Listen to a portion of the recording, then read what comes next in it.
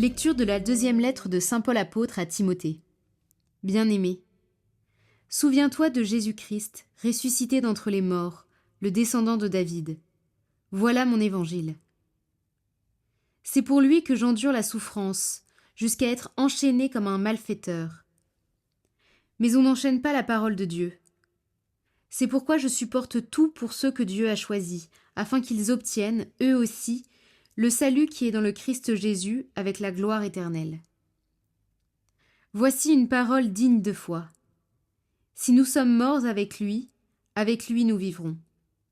Si nous supportons l'épreuve, avec lui nous régnerons. Si nous le rejetons, lui aussi nous rejettera. Si nous manquons de foi, lui reste fidèle à sa parole, car il ne peut se rejeter lui-même. Voilà ce que tu dois rappeler en déclarant solennellement devant Dieu qu'il faut bannir les querelles de mots. Elles ne servent à rien, sinon à perturber ceux qui les écoutent. Toi-même, efforce-toi de te présenter devant Dieu comme quelqu'un qui a fait ses preuves, un ouvrier qui n'a pas à rougir de ce qu'il a fait et qui trace tout droit le chemin de la parole de vérité.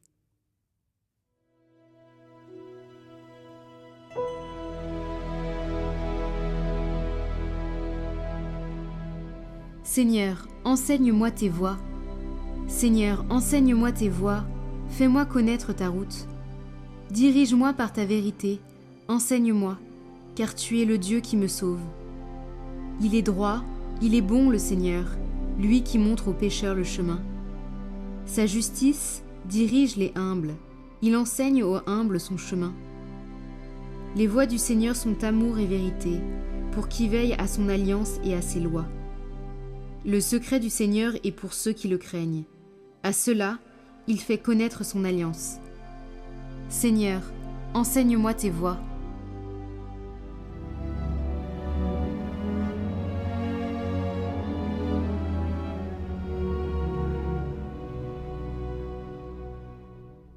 Évangile de Jésus-Christ selon saint Marc.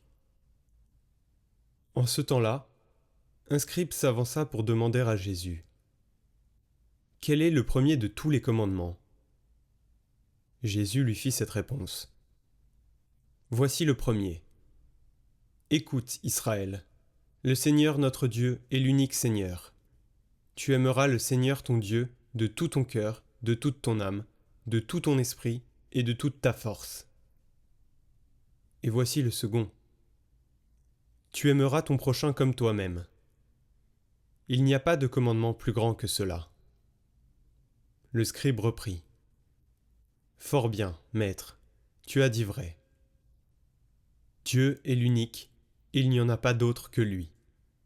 L'aimer de tout son cœur, de toute son intelligence, de toute sa force, et aimer son prochain comme soi-même, vaut mieux que toute offrande d'holocauste et de sacrifice. Jésus, voyant qu'il avait fait une remarque judicieuse, lui dit: tu n'es pas loin du royaume de Dieu. Et personne n'osait plus l'interroger.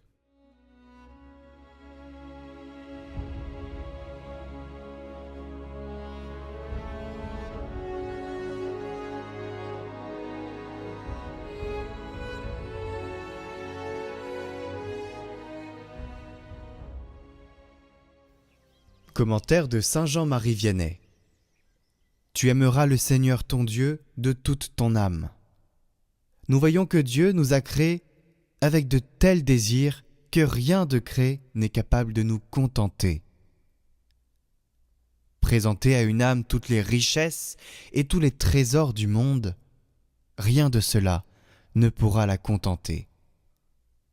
Dieu, l'ayant créé pour lui, il n'y a aussi que lui seul qui soit capable de remplir tous ces vastes désirs. Oui, mes frères, notre âme peut aimer Dieu, ce qui est le plus grand de tous les bonheurs. En l'aimant, nous avons tous les biens et les plaisirs que nous pouvons désirer sur la terre et dans le ciel.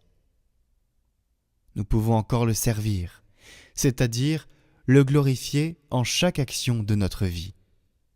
Il n'y a pas jusqu'à la moindre chose que nous fassions que Dieu n'en soit glorifié, si nous le faisons en vue de lui plaire. Notre occupation pendant que nous sommes sur la terre n'a rien de différent de celle des anges qui sont dans le ciel. La seule chose qui diffère, c'est que nous ne voyons tous ces biens que des yeux de la foi. Oui, mes frères, notre âme, pour l'avenir, sera éternelle, ainsi que Dieu lui-même. Non, non, mes frères, n'allons pas plus loin. L'on se perd dans cet abîme de grandeur.